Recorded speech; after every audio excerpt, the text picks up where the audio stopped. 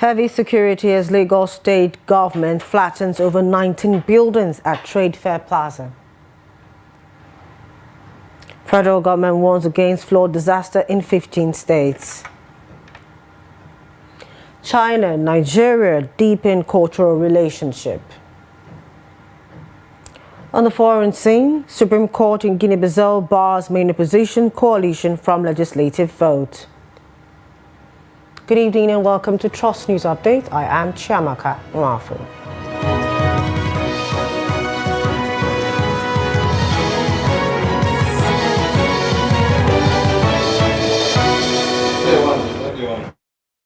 For joining us. Over 19 buildings were on Thursday pulled down at the new Mandela Plaza within the popular Trade Fair complex in Lagos as the state government moved in with a heavy security presence to carry out a massive demolition exercise.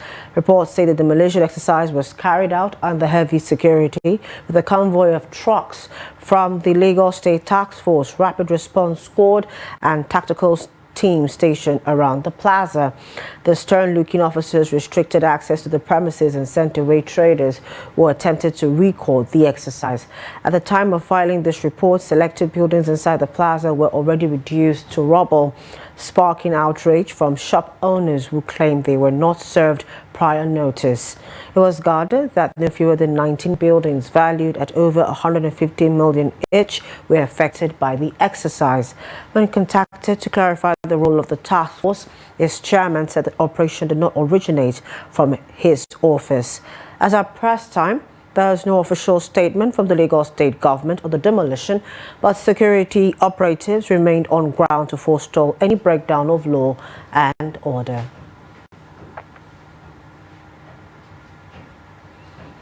Three-story building with 4 suspended floors located behind the Anambra State House of Assembly, Okbono Oka, the Anambra State capital, has collapsed. It was gathered that the building, still under construction and at the roofing stage, suddenly caved in at about 11:40 a.m. on Thursday. The development threw residents and passersby into panic as it was gathered that some yet to be identified number of occupants, especially construction workers, were trapped in the rubble. Eyewitnesses near the scene said the structure suddenly caved in without any prior sign, adding the number of workers and other occupants trapped could not be ascertained yet. The cause of the collapse and casualty figure has yet to be ascertained, but some officials from the State Council for the Regulation of Engineering in Nigeria and the Materials Testing Department are already on the ground to ascertain the cause of the collapse. It was a chaotic situation at the scene as rescue efforts were being hampered by a lack of logistics and other necessary equipment such as excavators. Members of a family in Gangari community of Jos, not local government area of Plateau State, are seeking justice over the alleged rape of their 14-year-old daughter in the area. According to family members, the suspect is one Ibrahim Rawi, popularly known as Baban Siyama, who was earlier apprehended and later released by some community leaders. Adam Musa completes the report. According to the victim, Aisha Haruna, who was an apprentice at the suspect chemist, the incident occurred between 7 and 8 p.m. on Sunday when it was raining heavily. According to her, she would usually go to the chemist and return home, but that day, her boss betrayed her.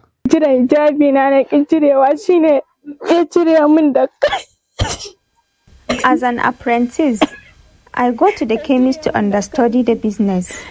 Unfortunately, on Sunday when it was raining, he closed the door, threatened to kill me with scissors, forcefully removed my clothes and sexually assaulted me.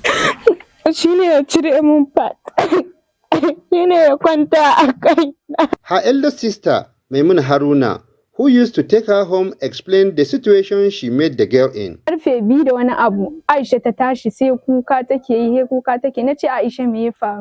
I used to take her home, but that day, when I got to chemist, I met her in a strange condition. Around 2 a.m. in the night, I heard her crying and I asked her what happened. She then told me that Ibrahim raped her. In the morning, we reported the case to the C Division Police Station. We want justice for our sister.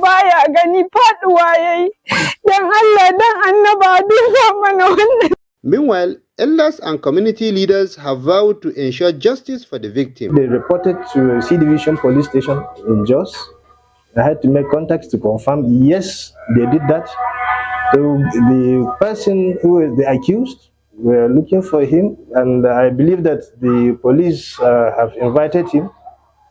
I don't know whether they are able to effect the arrest, but we are trying to make sure that they effect this arrest so that if he is investigated and found guilty, he should be prosecuted. It was a person close to the house that came to my office on Tuesday morning and reported the matter to me. And I'm assuring the people of Gankari, the culprit will be apprehended by the grace of God and will hand it over to the authority for prosecution. That is my stand, and that is the stand of this office, and that is the stand of Gankari elders. While the suspect remains at large, members of the community vow to shut down the community if the suspect goes free, calling on security to ensure his arrest. Ado Musa, Trust TV News, Jos. Now, the Federal Ministry of Environment has issued a flood prediction for 15 states and 69 locations, warning that heavy rainfall between September 24 and 28 may lead to flooding in specific communities. The National Flood Early Warning Center of the ministry made this known in a flood alert on Wednesday, signed by the Director of the Erosion, Flood and Coastal Zone Management Department, Usman Abdullahi Bokani. The advisory is part of the ministry's routine early warning system aimed at preventing loss of lives and property during the peak of the rainy season. Flooding remains a recurring natural disaster in Nigeria, displacing thousands of people annually, damaging infrastructure and undermining food security. According to the National Emergency Management Agency, NEMA, no fewer than 232 persons have lost their lives, while 121,224 others have been displaced following floods that swept through parts of the country as of September 20, 2025. The data also showed that at least 339,658 people were affected so far, with 681 sustaining various degrees of injuries. Nigerians may experience a blackout in the coming days as the National Union of Electricity Employees, NUEE, commenced a strike action on Wednesday over non-implementation of the national minimum wage, casualization of workers, and other demands.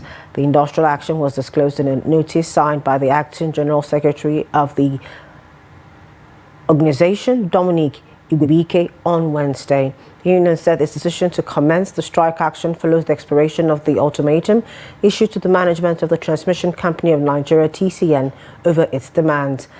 NUEE said it cannot fold its hands while the Nigerian electricity supply industry, NACI, goes down the drain, hence the justification for the strike action. The union directed all its members to withdraw services until such time that the management is ready to discharge its obligations towards the workforce.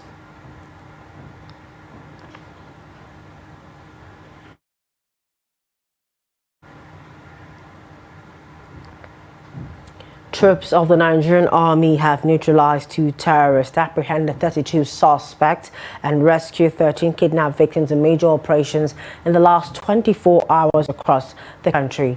A source at Army headquarters on Thursday said the operations were carried out in the northeast, north central, northwest, southeast, and south-south. In the northeast, he said the troops of Operation Hadinkai arrested 3 suspected ISWAP JAS logistics suppliers in Borno and Yobe states. In Benue, the source said the troops of Operation World Stroke neutralized 1 extremist in Katsina and rescued 10 kidnapped victims in Ukum after a gun battle.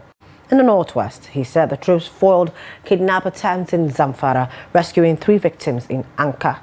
According to him, 7 suspects, including the kidnap kingpin in Kaduna and 3 in Niger, were arrested. The source urged Nigerians to continue to support security agencies with timely information to sustain the momentum of ongoing operations.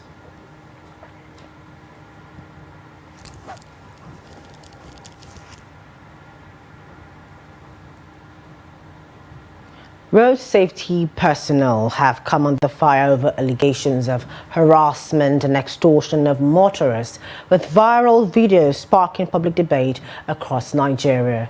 Trust TV's Noel Sampson investigates the situation in Abuja, speaking with commercial and private drivers about the conduct of the Federal Road Safety Service FRSC officials. His report.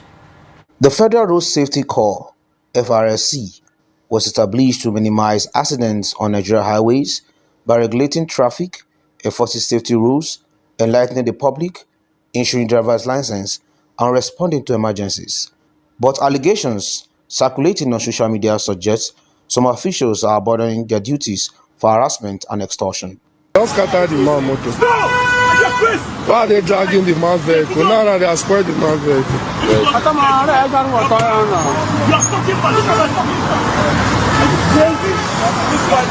To verify these claims, we visited the busy Utako area of Abuja to hear from drivers. The way I see road safety official, I never see them harass driver. Understand? The only people I know that they used to harass driver is this VIO. But since where the minister stopped them, so every driver is enjoying using the road. But road safety, the way they are doing their work, in fact, I like it. To be sincerely, road safety harassed us 10 years ago. But now, they need to do like that. And one thing we like road safety, if you arrest you back up. You go pity you, you go. Or if carry you go their office, at least you know go find you too much money. Nowadays, they not too worry us. If they road, the thing where we like them, they road, under 10 minutes don't come out for that place. Then we get chance to pass. Not be say we don't get papers, we get. Before FIO, now we don't like them. Some. My brother, if you carry overload, forget paper. Overload only is different charges. Now it's 10,000. That one is different charges, so it's different than paper. But many of our drivers here, due to the way we are advancing ourselves, overloading, we can't see it because we don't want that insult. We don't overload. If you don't carry 2, you can pass. But if you carry 2, you don't pass. Like my own drivers here, I talk to them, they don't carry 2. But the road safety, they are okay for us because we see them with their uniform and they're not able to disturb us, and we as a commercial vehicle. As far as you have your license, you have your paper motor, your vehicle is okay, they're not disturbing us. But the VIO, they are the one give us problem for this time. From the commercial drivers interviewed, most expressed satisfaction with FRSC operations. Instead, they rated their complaints at vehicle inspection officers, VIOs, whom they accuse of harassment and extortion. This raised another question. Are FRSC personnel focusing mainly on private vehicles owners? To find out, we spoke with some of them. Honestly speaking, some of the drivers are not doing what they're supposed to do. The road safety officials are doing their best to ensure things should go smoothly. The essence of road safety as an institution is not a bad one. All over the world, they will have such similar institutions establishment going around. But there are some bad eggs inside that termed this to be an extortionist.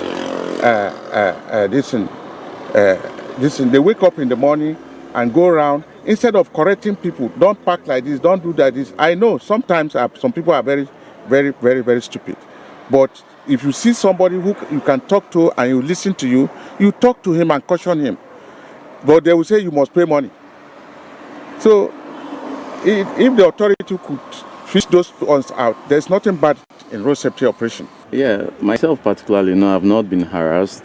Most of my engagements and interactions with them has been mostly professional. I think that's also to the fact that most times I have most of my papers or all my papers intact and updated. But I've also been informed. I've also seen some things that I believe were forms of extortion. But this was not with me, but I was like an onlooker. Yeah, so to me, yeah, they still have those bad eggs within them, those corrupt bad eggs, but it happens, it happens. Our findings indicate that while many FRSC officials perform their duties diligently, a few bad eggs are tarnishing the agency's image with misconduct. Efforts to obtain an official response from the FRSC on these allegations were unsuccessful as at the time of filing this report. Noel Samson, Trust TV News, Abuja. Now to more stories. Historical records suggest that interactions between Nigeria and China date back to ancient times. Cultural relations played a critical role in connecting these two countries. And as part of efforts to deepen that relationship, Nigerians joined Chinese community in the country as they mark this year's Mid-Autumn Festival. Yusuf Okogu tells us more in this report. China and Nigeria established formal diplomatic relations in 1971. Shortly after, both countries laid a foundation for contemporary cultural exchanges. The key historical moment, however, was the early performing arts exchange, which resulted in Nigeria hosting the Anhui acrobatic troops from China in the early 80s, which China reciprocated by hosting the Nigerian women's basketball team. Besides this, both countries have embraced the power of film to promote cultural diplomacy.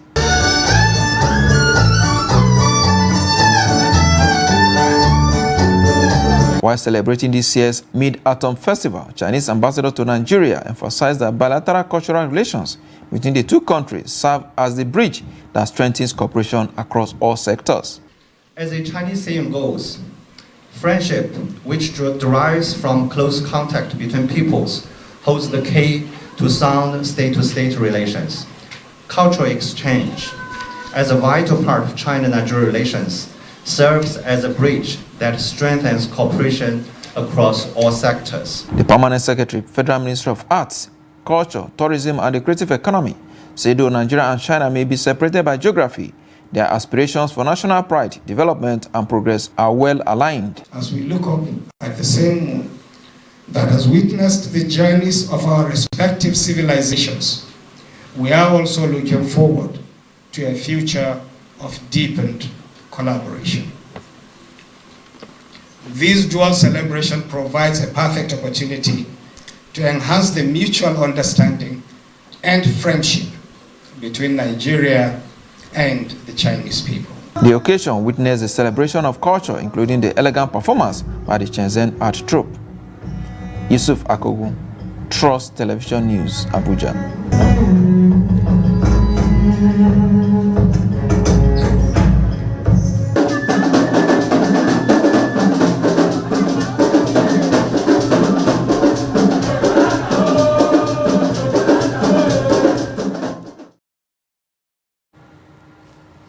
The Katsina state government has sacked 3,488 workers from 34 local government councils and local education authorities after a biometric screening exercise exposed widespread fraud.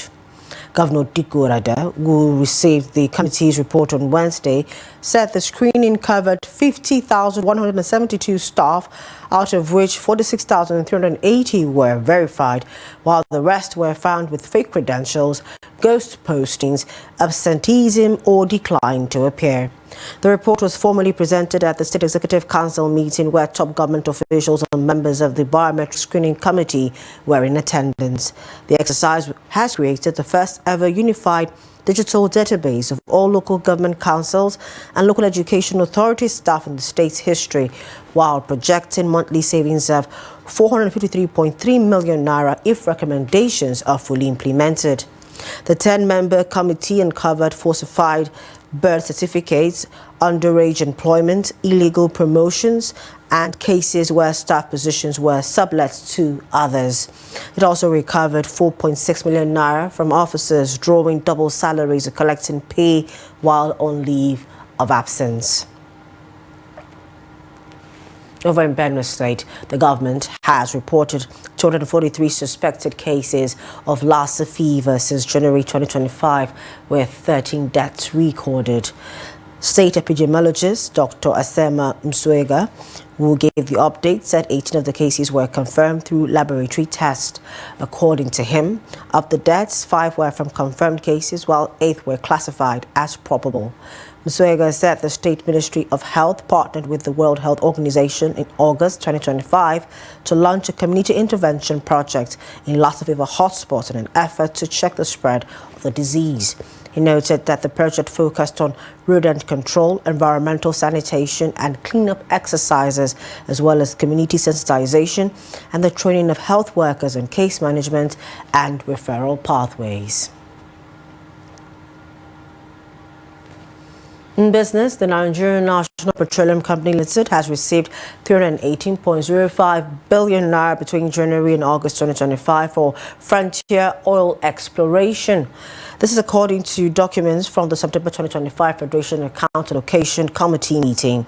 The deductions represent 30% of production sharing contract profits, which are automatically set aside each month for exploration in inland basins. The Petroleum Industry Act 2021 created the Frontier Exploration Fund, which mandates that 30% of profits from NNPC's production sharing contracts be channeled into oil search across underexplored basins, including Anambra, Bidda, Dahomey, Sokoto, Chad, and Benue.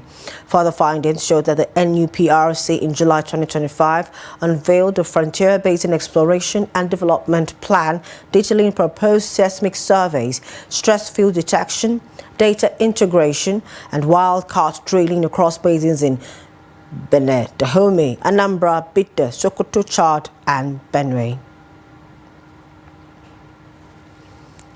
In the foreign scene, a political wrangle is brewing in Guinea-Bissau following the Supreme Court's decision to exclude the main opposition coalition from participating in the upcoming legislative elections. The Paitera Ranka coalition, comprising 10 smaller parties, has been barred from submitting its candidates due to a late submission. The coalition, led by Domingo Simios Pereira, said it will seek further clarifications from the Supreme Court. According to Supreme Court sources, candidates were required to submit their names 72 hours before the September 25 deadline. Pereira, a former prime minister, had also submitted his candidacy for the presidency on Thursday. He's seeking to replace President Umaru Sissoco Embalu, who has also filed his bid. President Sissoco defeated Pereira in the 2019 presidential election despite some contestation. And in sports, Golden Eagles coach Manu Garba has expressed confidence that his young team will show significant improvement when they go head-to-head with Burkina Faso in the final Group B match at the ongoing WAFU B on the 17th Championship. The 5-time world champions booked their place in the semi-finals after thrashing Benin Republic 4-1 on Wednesday, a result that underlined their pedigree in youth football despite having only recently assembled their squad. Saturday's game in Yamoussoukro carries extra weight as both sides are still vying for top spot in Group B. Nigeria, who have made it a tradition to dominate age-grade football on the continent, are aiming not just for victory but also for a performance that reflects their growing cohesion. Speaking after the emphatic win against Benin, Garaba was quick to point out that fans should expect more from his boys as they grow into the competition. The Golden Eaglets are chasing qualification for the 2026 Africa Under-17 Cup of Nations, which is reserved for the top 2 finishers at the WAFU B tournament. That concludes news updates at this time. For more of our news programs, documentaries, follow us on our social media platforms and on our YouTube live stream. I'm Chiamaka Nwafor. Thank you for joining us at this time. Good evening.